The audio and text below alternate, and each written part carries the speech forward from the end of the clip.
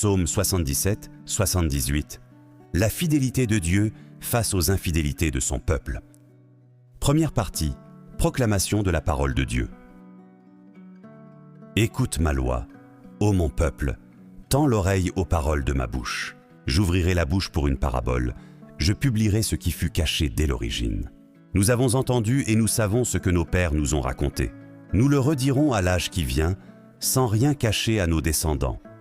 Les titres de gloire du Seigneur, sa puissance et les merveilles qu'il a faites. Il fixa une règle en Jacob. Il établit en Israël une loi qui ordonnait à nos pères d'enseigner ces choses à leurs fils, pour que l'âge suivant les connaisse et leurs descendants à venir. Qu'ils se lèvent et les racontent à leurs fils, pour qu'ils placent en Dieu leur espoir et n'oublient pas les exploits du Seigneur, mais observent ses commandements. Qu'ils ne soient pas, comme leur père, une génération indocile et rebelle, génération de cœurs inconstants et d'esprits infidèles à Dieu. Les fils d'Éphraïm, archers d'élite, se sont enfuis le jour du combat. Ils n'ont pas gardé l'alliance de Dieu. Ils refusaient de suivre sa loi. Ils avaient oublié ses exploits, les merveilles dont ils furent les témoins. Devant leur père, il accomplit un miracle en Égypte, au pays de Tanis. Il fend la mer, il les fait passer, dressant les eaux comme une digue. Le jour, il les conduit par la nuée, et la nuit, par la lumière d'un feu. Il fend le rocher du désert, les désaltère aux eaux profondes. De la roche, il tire des ruisseaux qu'il fait dévaler comme un fleuve. Mais ils péchaient encore contre lui. Dans les lieux arides, ils bravaient le Très-Haut. Ils tentaient le Seigneur dans leur cœur. Ils réclamèrent de manger à leur faim. Ils s'en prennent à Dieu et demandent « Dieu peut-il apprêter une table au désert ?» Sans doute, il a frappé le rocher. L'eau a jailli, elle coule à flots. Mais pourra-t-il nous donner du pain et procurer de la viande à son peuple? Alors le Seigneur entendit et s'emporta. Il s'enflamma de fureur contre Jacob. Sa colère monta contre Israël, car ils n'avaient pas foi en Dieu. Ils ne croyaient pas qu'il les sauverait. Il commande aux nuées là-haut, il ouvre les écluses du ciel. Pour les nourrir, il fait pleuvoir la manne, il leur donne le froment du ciel. Chacun se nourrit du pain des forts, il les pourvoit de vivres à satiété. Dans le ciel, il pousse le vent d'est et lance le grand vent du midi. Sur eux, il fait pleuvoir une nuée d'oiseaux, autant de viande que de sable au bord des mers. Elle s'abat au milieu de leur camp, tout autour de leur demeure. Ils mangent, ils sont rassasiés, Dieu contentait leur envie. Mais leur envie n'était pas satisfaite. Ils avaient encore la bouche pleine. Quand s'éleva la colère de Dieu, il frappe les plus vaillants d'entre eux et terrasse la jeunesse d'Israël. Et pourtant ils péchaient encore, ils n'avaient pas foi en ses merveilles. D'un souffle, il achève leurs jours et leurs années en un moment. Quand Dieu les frappait, ils le cherchaient, ils revenaient et se tournaient vers lui. Ils se souvenaient que Dieu est leur rocher et le Dieu très haut, leur rédempteur. Mais de leur bouche, ils le trompaient, de leur langue, ils lui mentaient. Leur cœur n'était pas constant envers lui. Ils n'étaient pas fidèles à son alliance. Et lui, miséricordieux, au lieu de détruire, il pardonnait. Maintes fois, il retint sa colère au lieu de réveiller sa violence. Il se rappelait, ils ne sont que chair, un souffle qui s'en va sans retour. Que de fois au désert ils l'ont bravé, offensé dans les solitudes. De nouveau ils tentaient Dieu, ils attristaient le Saint d'Israël. Ils avaient oublié ce jour où sa main les sauva de l'adversaire. Par ses signes, il frappa l'Égypte et le pays de Tanis par ses prodiges. Il transforme en sang l'eau des fleuves et les ruisseaux, pour qu'ils ne boivent pas. Il leur envoie une vermine qui les ronge, des grenouilles qui infestent tout. Il livre les récoltes aux sauterelles et le fruit de leur travail aux insectes. Il ravage leurs vignes par les grêlons et leurs figuiers par le gel. Il abandonne le bétail à la grêle et les troupeaux à la foudre. Il lâche sur eux le feu de sa colère, indignation, fureur, effroi. Il envoie des anges de malheur. Il ouvre la route à sa colère, il abandonne leur âme à la mort et livre leur vie à la peste. Il frappe tous les fils aînés de l'Égypte sous les tentes de Cham, la fleur de sa race. Tel un berger, il conduit son peuple, il pousse au désert son troupeau. Il les guide et les défend, il les rassure. Leurs ennemis sont engloutis par la mer. Il les fait entrer dans son domaine sacré, la montagne acquise par sa main. Il chasse des nations devant eux, il délimite leur part d'héritage. et il installe sous leur tente les tribus d'Israël. Mais ils bravaient, ils tentaient le Dieu très haut, ils refusaient d'observer ses lois, ils déviaient comme leur père, ils désertaient, trahissaient comme un arc infidèle. Leur haut lieu le provoquait, leurs idoles excitaient sa jalousie. Dieu a entendu, il s'emporte, il écarte tout à fait Israël. Il quitte la demeure de Silo, la tente qu'il avait dressée chez les hommes. Il laisse capturer sa gloire et sa puissance par des mains ennemies. Il livre son peuple à l'épée, contre son héritage, il s'emporte. Le feu a dévoré les jeunes gens, les jeunes filles n'ont pas connu la joie des noces. Les prêtres sont tombés sous l'épée, les veuves n'ont pas chanté leur lamentation. Le Seigneur, tel un dormeur qui s'éveille, tel un guerrier que le vin ragaillardit, frappe l'ennemi à revers et le livre pour toujours à la honte. Il écarte la maison de Joseph, ne choisit pas la tribu d'Éphraïm. Il choisit la tribu de Juda, la montagne de Sion, qu'il aime. Il a bâti comme le ciel son temple, comme la terre, il l'a fondé pour toujours.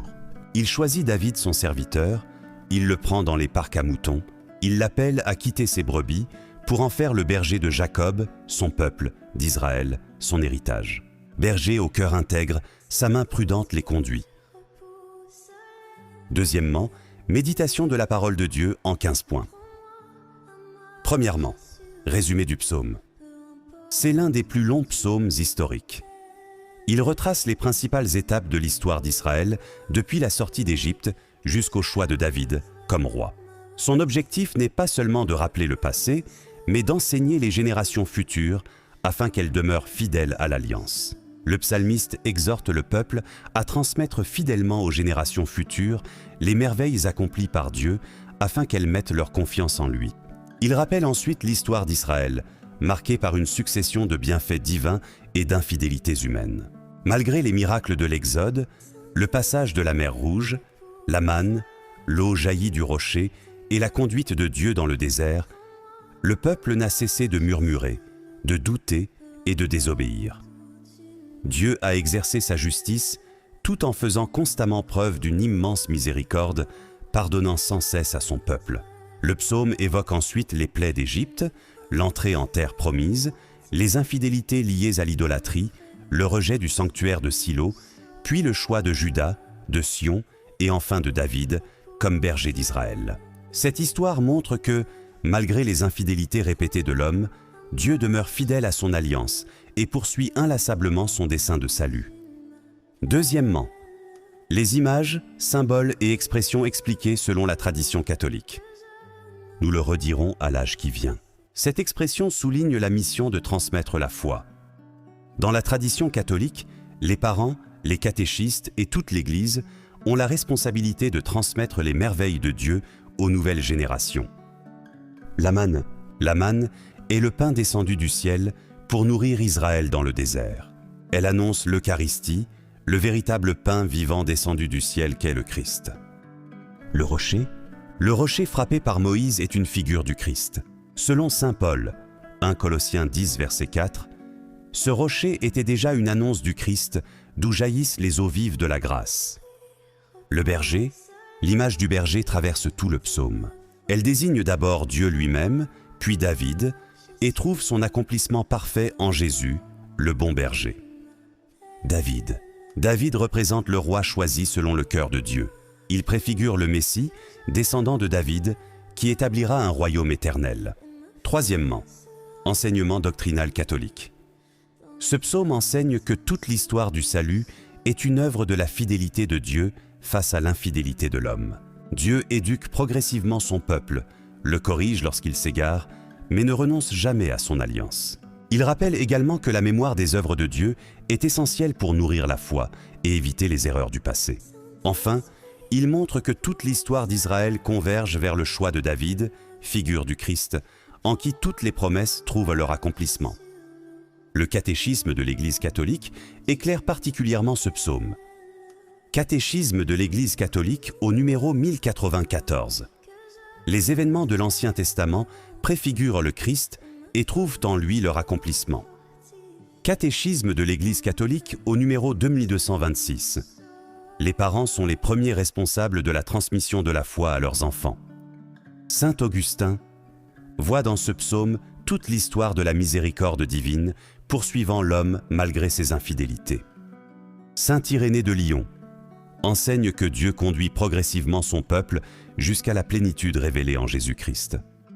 La tradition catholique voit dans cette grande fresque de l'histoire du salut une préparation à la nouvelle alliance accomplie en Jésus-Christ, le nouveau David et le bon berger. Quatrièmement, ce que ce psaume révèle sur Dieu.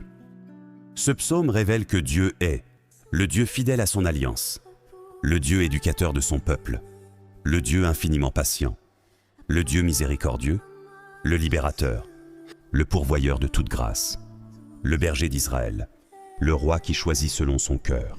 Dieu apparaît comme un père qui corrige avec justice, mais qui ne cesse jamais d'aimer ni de poursuivre son œuvre de salut. Cinquièmement, ce que ce psaume m'enseigne sur l'homme. Ce psaume m'apprend combien le cœur humain peut être oublieux des bienfaits de Dieu. Il m'invite à cultiver la mémoire reconnaissante des œuvres du Seigneur afin de demeurer fidèle dans les épreuves. Il me rappelle également ma responsabilité de transmettre la foi aux générations suivantes. Enfin, il m'encourage à revenir sans cesse vers Dieu, dont la miséricorde est toujours plus grande que mes infidélités. Sixièmement, ce que ce psaume annonce ou révèle de Jésus-Christ. Tout ce psaume converge vers Jésus-Christ. Jésus est le nouveau David, le roi choisi pour régner éternellement. Il est le bon berger, qui conduit son peuple avec un cœur parfaitement fidèle. Il est le pain vivant descendu du ciel, annoncé par la manne. Il est le rocher spirituel, d'où jaillissent les eaux de la vie éternelle. Il est le médiateur de la nouvelle alliance, qui accomplit parfaitement les promesses faites à Israël. Il est le Fils bien-aimé, parfaitement fidèle là où Israël a souvent été infidèle. Septièmement, point de louange au Père. Père éternel, tu es le Dieu fidèle qui n'abandonne jamais ton peuple. Malgré nos infidélités, tu demeures constant dans ton amour et tu conduis l'histoire vers l'accomplissement de ton dessein de salut. Je te loue et je t'adore. Père très bon, tu es le Dieu des merveilles. Tu as ouvert la mer, tu as donné la manne, tu as fait jaillir l'eau du rocher et tu as conduit ton peuple comme un berger.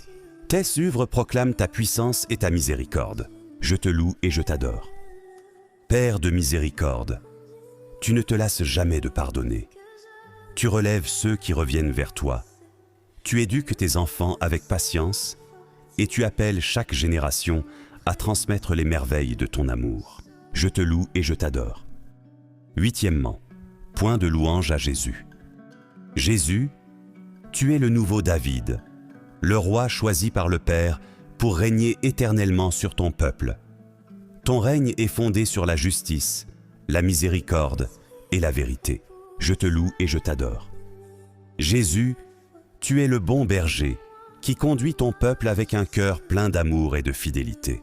Tu cherches la brebis perdue, tu guéris les blessés et tu ramènes les égarés dans la maison du Père. Je te loue et je t'adore.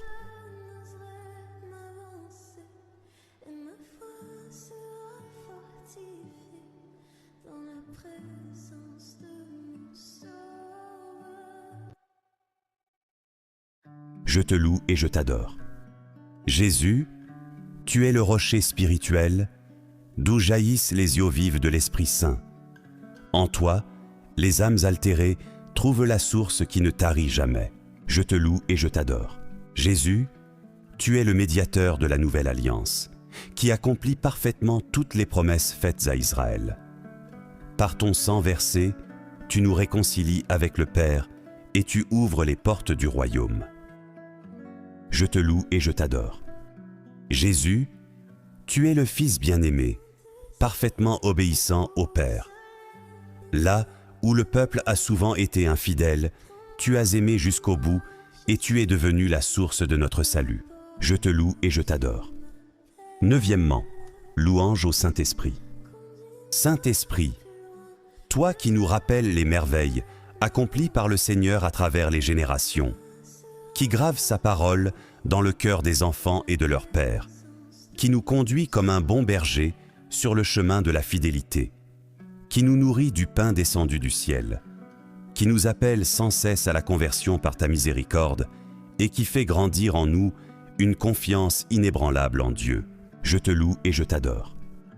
10e, verset incontournable à mémoriser. Pour qu'ils placent en Dieu leur espoir et n'oublient pas les exploits du Seigneur, mais observent ses commandements. Psaume 77, 78, verset 7. Pourquoi ce verset est-il fondamental? Ce verset exprime le but de toute l'histoire du salut: apprendre à chaque génération à mettre sa confiance en Dieu. La mémoire des merveilles accomplies par le Seigneur nourrit la foi, fortifie l'espérance et conduit à une vie d'obéissance. En Jésus-Christ, cette espérance trouve son accomplissement définitif, car il est la manifestation parfaite de la fidélité de Dieu. 11e, promesse biblique à proclamer. Je suis le pain vivant, descendu du ciel. Si quelqu'un mange de ce pain, il vivra éternellement. Jean 6, verset 51. Explication. La manne donnée dans le désert annonçait déjà un don infiniment plus grand. Jésus est le véritable pain descendu du ciel.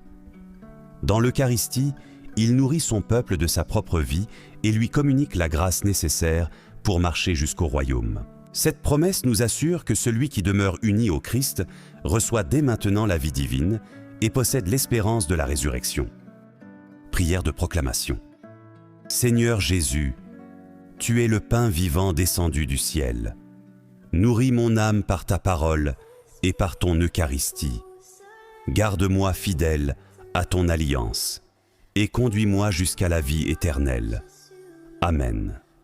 12e, prière inspirée du psaume. Père éternel, je te remercie pour toutes les merveilles que tu as accomplies dans l'histoire du salut et dans ma vie. Garde-moi de l'oubli et de l'infidélité. Donne-moi un cœur reconnaissant qui se souvienne toujours de tes bienfaits. Seigneur Jésus, le bon berger, le pain vivant descendu du ciel, le rocher spirituel et le médiateur de la nouvelle alliance, conduis-moi sur le chemin de la fidélité. Apprends-moi à t'écouter, à te suivre et à vivre chaque jour de ta grâce. Esprit Saint, Esprit de mémoire et de vérité, rappelle-moi sans cesse les œuvres du Seigneur. Fais grandir en moi la foi, l'obéissance et le désir de transmettre l'Évangile aux générations qui viendront. Amen. 13e, comment utiliser ce psaume dans la prière et l'intercession? Ce psaume est particulièrement adapté pour remercier Dieu pour toute l'histoire du salut, demander la grâce de la fidélité à l'alliance, prier pour les familles afin que la foi soit transmise aux enfants, intercéder pour ceux qui se sont éloignés de Dieu, demander un cœur reconnaissant qui n'oublie jamais les bienfaits reçus, méditer les grandes œuvres de Dieu dans l'Ancien et le Nouveau Testament, approfondir le mystère de l'Eucharistie et de la providence divine. 14e, guérison. Ce psaume ne rapporte pas de guérison physique explicite. Il met cependant en lumière une profonde guérison spirituelle. Dieu cherche inlassablement à guérir son peuple de l'oubli, de l'infidélité, du murmure et de l'idolâtrie. Par sa miséricorde, il appelle sans cesse à la conversion et restaure la communion avec lui. En Jésus-Christ, le bon berger, le pain vivant descendu du ciel, le rocher spirituel et le médiateur de la nouvelle alliance, Dieu guérit le cœur infidèle et donne la grâce d'une fidélité nouvelle. 15e, résumé pratique. Ce que je crois. Je crois que Dieu demeure fidèle à son alliance, malgré les infidélités des hommes. Je crois que Jésus est le nouveau David, le bon berger, le pain vivant descendu du ciel, le rocher spirituel, le médiateur de la nouvelle alliance et le Fils bien-aimé, qui accomplit parfaitement toute l'histoire du salut. Ce que je dois vivre. Je dois garder vivante la mémoire des bienfaits de Dieu, demeurer fidèle à sa parole, participer avec foi à l'Eucharistie et transmettre la foi aux générations qui me suivent. Ce que je dois retenir. L'oubli de Dieu conduit à l'infidélité, mais le souvenir de ses merveilles nourrit la foi. La miséricorde du Seigneur est toujours plus grande que nos faiblesses et nous appelle sans cesse à revenir vers lui. Formule de conclusion. Le psaume 77 est une grande méditation sur l'histoire du salut. Il révèle un Dieu infiniment fidèle, patient et miséricordieux qui poursuit son œuvre malgré les infidélités de son peuple. Toute cette histoire converge vers Jésus-Christ, le nouveau David, le bon berger, le pain vivant descendu du ciel, le rocher spirituel, le médiateur de la nouvelle alliance et le Fils bien-aimé, en qui toutes les promesses de Dieu trouvent leur accomplissement parfait. Rejoignez-nous en envoyant votre demande aux 2 numéros affichés ou cliquez sur le lien en description de cette vidéo pour recevoir le psaume et l'évangile du jour selon le calendrier liturgique catholique, suivi d'une méditation en 14 à 15 points